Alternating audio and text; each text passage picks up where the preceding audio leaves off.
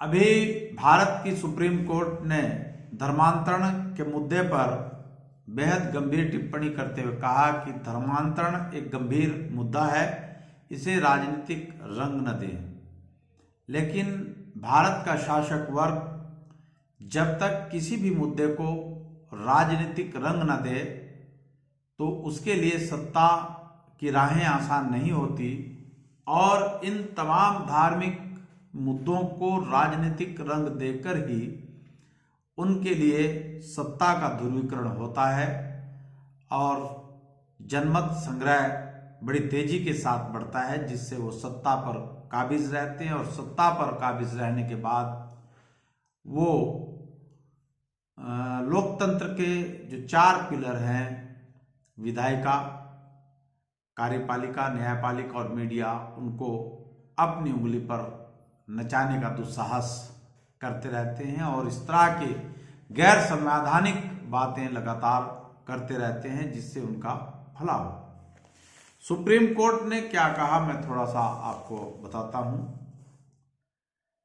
Supreme court ने धर्मांतरण को गंभीर मुद्दा बताते हुए कहा कि इसे राजनीतिक रंग नहीं दिया जाना चाहिए। शीर्ष अदालत ने जबरन व छल से होने वाले धर्मांतरण को रोकने के लिए केंद्र और राज्यों की कड़े कदम उठाने का निर्देश देने की मांग वाली याचिका पर सोमवार को अटॉर्नी जनरल आर वेंकट रमनी की बतौर न्याय मित्र मदद मांगी। इस मामले में अगली सुनवाई 7 फरवरी को होगी। Justice MR. शाह और जस्टिस सी.टी. रवि कुमार की पीठ ने लालच, धमकी, तोहफे व पैसे देकर धर्म परिवर्तन कराने वालों पर निगरानी की मांग वाले मामले में वेंकट रमनी से कहा, हमें आपका सहयोग चाहिए। जबरन धर्म परिवर्तन रोकने के लिए क्या किया जाना चाहिए। तमिलनाडु सरकार की ओर से पेश वरिष्ठ वकील पी. विल्सन ने वकील अश्वनी उपाध्याय की इस याचिका को राजनीति से प्रेरित बताया। उपाध्याय ने याचिका में दावा किया था कि जबरन धर्मांतरण की बड़ी समस्या है और इसका समाधान तुरंत किया जाना चाहिए। एक भी ऐसा जिला नहीं है जहां जबरन धर्मांतरण न किया जाता हो। याचिका में हवाला और अन्य माध्यमों से होने वाली फंडिंग से होने वाले धर्मांतरण को रोकने के लिए कड़े कदम उठाने की मांग की गई है। साथ ही भारत के विधि आयोग को गैरकानूनी कपटपूर्ण धर्मांतरण का परीक्षण करने, उपयुक्त कानून और दिशा निर्देशों का सुझाव प्रदान करने का निर्देश देने की को भी मांग की गई है। सुप्रीम कोर्ट ने पिछले साल 23 सितंबर को केंद्र व अन्य से इस याचिका पर जवाब मांगा था। एक तमिलनाडु का मामला आया है, उसके संबंध में तमिलनाडु सरकार के तर्क पर पीठ ने कहा, हम सब के लिए चिंतित हैं। तमिलनाडु सरकार के वकील पी. विल्सन ने कहा कि उनके राज्य में धर्मांतरण का कोई सवाल ही नहीं है। इस पर पीठ ने आपत्ति जताते हुए कहा, आपके उत्तेजित होने के अलग अलग कारण हो सकते हैं। अदालती कार्रवाई को अन्य चीजों में मत बदलिए। हम सभी राज्यों के लिए चिंतित हैं। यदि यह आपके राज्य में हो रहा है तो बुरी बात है और यदि नहीं तो अच्छा है। इसे एक राज्य को लक्षित करने के रूप में न देखें। कृपया इसे राजनीतिक रंग न दें। राष्ट्रीय सुरक्षा के लिए खतरा जबरन धर्मांतरण को बताया गया है।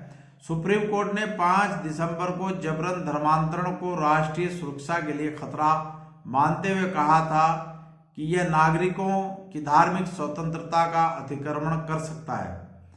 किसी दान का उद्देश्य धर्म परिवर्तन नहीं होना चाहिए।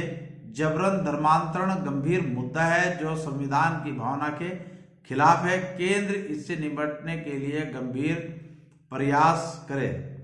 कोर्ट ने चेतावनी भी दी थी, अगर धोखे, प्रलोभन और डरा धमकाकर हो रहे धर्मांतरण को नहीं रोका गया तो बहुत मुश्किल स्थिति पैदा हो जाएगी। गुजरात सरकार ने पहले ही सुनवाई में सुप्रीम कोर्ट को बताया था, धर्म की स्वतंत्रता में दूसरों को धर्मांतरित करने का अधिकार शामिल नहीं है। यह खबर मेरठ से प्रकाशित अमर उजाला की मुख्य खबर है, हेडलाइन की खबर है। लेकिन सुप्रीम कोर्ट से थोड़ा सा अलग मैं 1 मिनट की बात आपसे करूंगा कि सुप्रीम कोर्ट में गलत तथ्यों के आधार पर कुछ चीजें सरकार अपने लोगों के माध्यम से रखवाती है और फिर कुछ सुप्रीम कोर्ट या दूसरे जो न्यायालय हैं उनको भ्रमित करके, गुमराह करके गलत संविधान विरोधी फैसले ले लेती है, जिससे उनका जनमत संग्रह होता है। अभी आप लोगों ने देखा होगा कि जबरन धर्मांतरण भारत में कहीं भी नहीं होता, लेकिन सरकार इसके माध्यम से जब यह समाचार पत्रों में छपता है तो उनके लिए वोट का मार्ग प्रशस्त होता है। अभी आप लोगों ने देखा होगा कि जब कोई एक संप्रदाय की लड़की दूसरे संप्रदाय से शादी कर लेती है तो अगर वो लड़की मुस्लिम है और लड़का दूसरे संप्रदाय से ताल्लुक रखता है तो उसको जो है वो क्या करते हैं कि भारत में ऐसा कई जगहों पर देखने को आया। भी आपके पड़ोस का जो उत्तराखंड राज्य की राजधानी देहरादून है उसमें ये बहुत क्लियर देखने को आया कि अभी 4-5 लड़कियां मुस्लिम थी और उन्होंने दूसरे संप्रदाय के लड़कों से प्रेम प्रसंग उनका चला। तो जब विवाद हुआ पुलिस ने उनको अरेस्ट कर लिया। तो चाहिए ये था कि कोर्ट में पेश करते और कोर्ट में पेश करने के बाद उनको नारी निकेतन या जो भी इस तरह की व्यवस्था थी या उनके माता पिता को लड़कियों को सौंपा जाता। लेकिन वहां पर कुछ हिंदुवादी संगठनों के अराजक तत्वों ने देहरादून कोर्ट परिसर में जमकर हंगामा किया पुलिस की मौजूदगी में और वहां की वरिष्ठ अधिवक्ता रजिया बेग के साथ बदसलूकी, गाली गलौज की और पुलिस या कोर्ट ने भी उनको उन्हीं लड़कों के साथ भेज दिया जिन लड़कों के साथ उनका प्रेम प्रसंग चल रहा था। लेकिन यहीं अगर इसका उलट हो तो पुलिस प्रशासन या संबंधित कोर्ट कभी कभी कुछ दबाव में आकर लोगों के इस तरह के आजकल फैसले दे रही है कि लड़की को नारी निकेतन ना भेज करके लड़कों के हवाले कर दिया जाता है और अगर दूसरे संप्रदाय की लड़की हो, लड़का मुस्लिम हो तो फिर उसको नारी निकेतन भेज दिया जाता है और लड़कों को सलाखों के पीछे भेज दिया जाता है। यहाँ सरकार जबरन धर्मांतरण नहीं बल्कि सरकार की मंशा के मुताबिक जो उनके फ्रंटल संगठन है जो इस तरह की अराजकता सिस्टम में करते रहते हैं उन संगठनों के माध्यम से ही देश के अंदर इस तरह का माहौल बना करके देश में जबरन धर्मांतरण की बात कहकर संविधान के विरुद्ध बोला जाता है। वरना संविधान आपको धार्मिक आज़ादी देता है। आप अपनी मनमर्जी के मुताबिक अगर बालिग हैं, आप किसी भी जाति संप्रदाय में हिंदू हो या मुस्लिम हो या किसी भी जाति धर्म संप्रदाय की लड़की हो, उसको अपनी मनमर्जी के मुताबिक अपना जीवन साथी चुनने का, उसके साथ रहने का, उसके साथ जिंदगी बिताने का अधिकार है।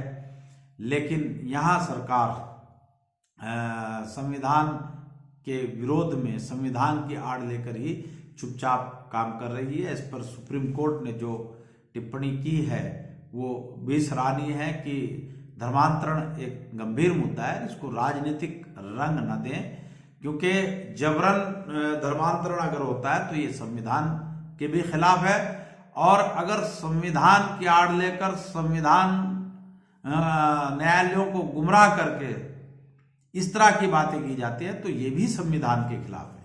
तो इसमें सरकार भी अपनी नीति स्पष्ट करे और सुप्रीम कोर्ट इसी तरह सख्ती के साथ इन लोगों को कानून की भाषा बताते हुए अपना काम करें ताकि जबरन धर्मांतरण ना हो और जबरन धर्मांतरण की आड़ में लेकर किसी जाति विशेष संप्रदाय विशेष को टारगेट ना बनाया जाए।